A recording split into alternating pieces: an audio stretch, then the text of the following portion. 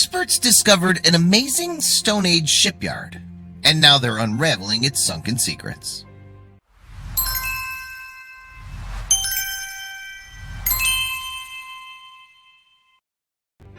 The area of Bouldnor Cliff lies just offshore from the Isle of Wight in the English Channel. Now it has immense archaeological interest, given the amount of Stone Age artifacts found submerged in the seabed over the years. However, in 2019, researchers made one of the most exciting discoveries to date. So, the stretch around Bouldnor Cliff was in fact once dry land. However, as sea levels rose in the wake of the Ice Age, the site was submerged underwater, and luckily the mud and silt that came with the rising tide served to preserve much of the Stone Age settlement. With that in mind, researchers have explored around Bouldnor for decades, but it wasn't until 2019 that they uncovered the remains of what they believed to be an ancient shipyard. Unlike anything they'd seen, the site revealed in detail what life may have been like for our Stone Age ancestors. Now, the journey to the discovery of the historic shipyard began back in 1999, for it was then that the divers stumbled upon a lobster digging a burrow in the seabed of the Solent. This is the pool of water between the English mainland and the Isle of Wight itself. As the crustacean made its way for its new home, it disturbed some curious artifacts. Indeed, experts from the Maritime Archaeology Trust, MAT, discovered that among the items the lobster had moved were Stone Age relics. To some extent, the historic finds were no surprise, for local fishermen have been finding stone tools in the area for decades. Furthermore, in 1987, an ancient forest was found submerged around the same area off Bouldnor. As technology improved, radiocarbon dating on the pollen found showed that the woodland was around 8,000 years old. As a result, the area became a hotspot for archaeological diving, with more discoveries being made. Yes, discoveries came in regularly. Many of them also dated to around the same era as the ancient forest. However, it wasn't until the MAT stepped in that specific zones of interest were identified for further investigation. And this was all thanks to the archaeological efforts in the area where the lobster was spotted in 1999. So, the artifacts that the lobster uncovered were distinctive rocks that had been used as flints by our Stone Age ancestors. But it also appeared the crustacean had dug through deposits into an ancient cliffside that existed before the Solent became submerged. What was to happen next would show that this was actually something quite significant. As a result of the lobster's efforts and the subsequent discoveries, archaeologists have returned to Bouldnor every year, and further excavations established that this was a historical coastal site encompassing structures in 5 important zones, and thus it was named Bouldnor Cliff. In fact, the entire site is 2/3 of a mile long, but diving there is not for the faint-hearted. That's right, because the Solent's fast-flowing waters create dangerous conditions for divers. As a result, archaeological investigations there are perilous, causing scientists to search for new technologies and methods of investigation. What's more, any technique used would have to be good enough to gain access to the seabed. So, let's find out more. Well, one such technique is known as box sampling, and this involves collecting large swaths off the seafloor in metal containers. Once that's done, archaeologists can then analyze their contents more closely on dry land. Furthermore, when it came to the excavations in the Solent, their work was incredibly fruitful. Yep, as archaeologists sifted through the area, they found artifacts spread out between the 5 important zones. And among the most notable finds were the oldest length of string and oldest wheat ever found in the UK. Sensationally, it meant the history of agriculture in the UK was 2,000 years older than previously thought. And it didn't end there. Nope, for under one pile of wood, archaeologists found burnt flint, clay, and charcoal. As a result, they concluded that the area was some kind of a Stone Age home.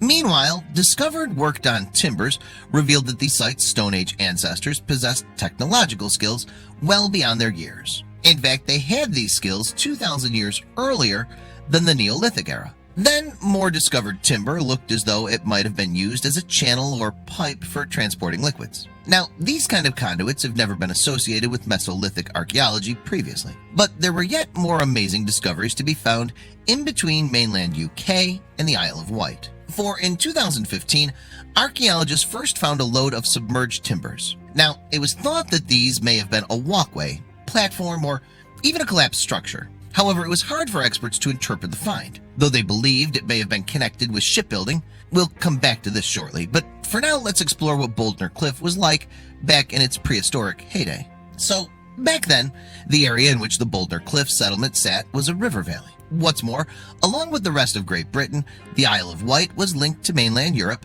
by the Doggerland, and it's believed that this causeway was an ancient migration route via which many people moved to the British Isles. And there's physical evidence to suggest how close Britain's relationship to mainland Europe was back then. According to research from 2015, wheat DNA was identified at Bouldnor Cliff. However, this species of wheat was not native to the UK. As a result, there's a possibility that Britain started trading with Europe much earlier than archaeologists once believed. However, as the Ice Age subsided, the Doggerland eventually disappeared, approximately 8,200 years ago. And as their world became more watery, it seems that Stone Age people turned their hand to shipbuilding. Or at least that's what archaeologists came to believe following a major discovery at Bouldnor Cliff. On that note, now let's get back to more contemporary times. So, as we know, the discovery in 2005 of a pile of timbers appeared to capture the curiosity of archaeologists. But the artifacts were difficult to place for a while, and their significance couldn't really be ascertained. As a result, what happened next would use technology to make researchers' lives easier. To add to that, a nice little coincidence would emerge some 15 years later. That's right. To start with, the MAT employed up-to-the-minute photogrammetry techniques to eventually map the 2005 timber remains. And then came a major breakthrough in the spring of 2019, when erosion revealed another structure within the submerged forest. As such, the Trust was eager to learn more about the site. Therefore, researchers firstly created a 3D digital mode of the underwater landscape. That way it could be explored fully without diving. After that, a team from the MAT excavated the site to reveal the important discovery in all its glory. And it would certainly challenge any previously held conceptions about what our ancestors of the time were capable of. Astonishingly,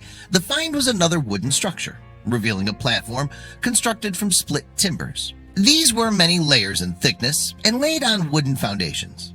And the director of the MAT, Gary Momber, later explained the importance of the discovery in an interview with BBC News. Speaking in August 2019, Momber said, "This new discovery is particularly important as the wooden platform is part of a site that doubles the amount of worked wood found in the UK, from a period that lasted 5,500 years. The site contains a wealth of evidence for technological skills that were not thought to have been developed for a further couple thousand of years, such as advanced woodworking. What's more, experts believe that the platform was used to build boats. And if that's true, at 8,000 years old, Bouldnor Cliff would be the oldest shipbuilding site in the world." Clearly excited by the find, Momber told Gizmodo, "As a feature by itself, it's quite incredible. This is the most cohesive, intact structure from the Middle Stone Age ever recovered in the United Kingdom." As Momber continued to explain to Gizmodo, it opens doors into something we know so little about: how these people arrived and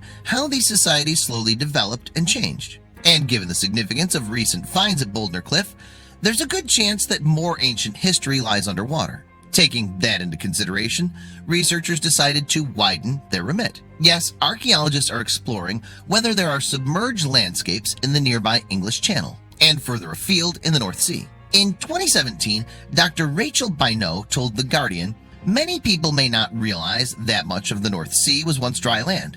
These now drowned landscapes contain important information about the lives of our ancestors from the Paleolithic all the way through until the Neolithic period." However, not everyone seems to agree that the ancient platform would have been used for shipbuilding. For example, one expert who remains skeptical is Dr. Helen Farr, an archaeologist from the University of Southampton in England. And she made her doubts known in an interview with Gizmodo, claiming similar sites had thrown up such finds. As Dr. Farr went on to explain, "Whilst I love the idea that this is the oldest boat-building site in the world, which chimes so well with the maritime heritage of the Isle of Wight, I would be tentative of making this claim from the wooden timbers discovered. However, a platform or walkway would fit in with what I would expect from other known sites of this age." In spite of this, given the wealth of archaeological finds made around Bouldnor Cliff, it's been nicknamed Britain's Atlantis. And over the years, the discoveries made the location have redefined the island nation's ancient history. However, the future of historically significant site is under threat. Ironically, it's from the same thing that helped researchers make their latest discovery. Over millennia, the landscape of the Solent has changed as a result of varying sea levels, and the rising tide brought with it deposits of silt and mud, which buried the ancient landscape around Bouldnor Cliff. In turn, these materials preserved it for thousands of years. However, as time has passed, coastal erosion has uncovered the site bit by bit, leaving it vulnerable to the elements. Indeed, the 2019 artifact, for example, had to be dealt with swiftly due to the ongoing dangers of erosion. A post on the MAT website explained, the inspection in May 2019 revealed that this feature had only recently become exposed, as it was not seen in 2018. The ongoing erosion meant that we had to record and recover it, or lose this unique piece of our past forever. What's more, the erosion hasn't gone unnoticed by some of the best-known historians in the business. For example, Dan Snow is a British historian and television presenter who hosts History Hit, an incredibly popular history podcast. And when he went diving at Bouldnor Cliff, he was impressed with the remains he saw, but he was also shocked by the ongoing erosion. And furthermore, with the site being underwater, there are other complications. As Matt's Gary Momber went on to explain after the find in August 2019, this site shows the value of marine archaeology for understanding the development of civilization. Yet, being underwater, there are no regulations that can protect it. Therefore, it's down to our charity, with the help of our donors, to save it before it's lost forever. With that in mind, elements of the wooden platform from the reported shipbuilding site have been removed from the seabed. In fact, they've been sent to the National Oceanography Centre's British Ocean Sediment Core Research Facility for treatment. However, preserving the historic artifacts will be no easy feat, as we'll find out. Yes, the ancient wood will be vulnerable to rotting if it's not stored in cold and wet conditions. Now, the National Oceanography Center can provide such conditions, but to preserve the timbers further, they'll undergo a process that removes the salt from the cells of the wood. And only when the timbers have been desalinated will they be ready for scientists to analyze. As part of their research, the National Oceanography Center will search for engravings and cut marks made by our ancestors. But immediately, experts will work against the clock, as there's a danger of such markings could be lost forever. Dr. Suzanne McLaughlin, curator at the British Ocean Sediment Core Research Facility, Boscorf, explained, "It's been really exciting for us to assist the Matt Trust's work with such unique and historically important artifacts. This is a great example of how the Boscorf repository is able to support the delivery of a wide range of marine science."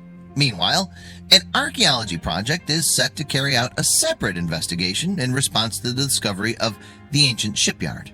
Indeed, the Bouldnor Butzer Mesolithic Woodworking Project is attempting to build boats from logs and other natural materials. What's more, the boats will be based on ones they believe were constructed on the site at the time. So for the time being at least, Bouldnor Cliff remains Britain's Atlantis. However, the treasured site appears under threat as a result of erosion and a lack of statutory protections. As a result, Dr. Farr told Gizmodo, "It's really important to now think about how we can protect these important sites that can tell us so much about activity in the deep past." And in September 2019, a tweet from the Maritime Archaeology Trust reiterated how essential it was to save Bouldnor Cliff. It read, "It's a race against time for this site being eroded from the solent sediments. This year, a unique timber platform feature was recovered. We're fundraising to conserve this."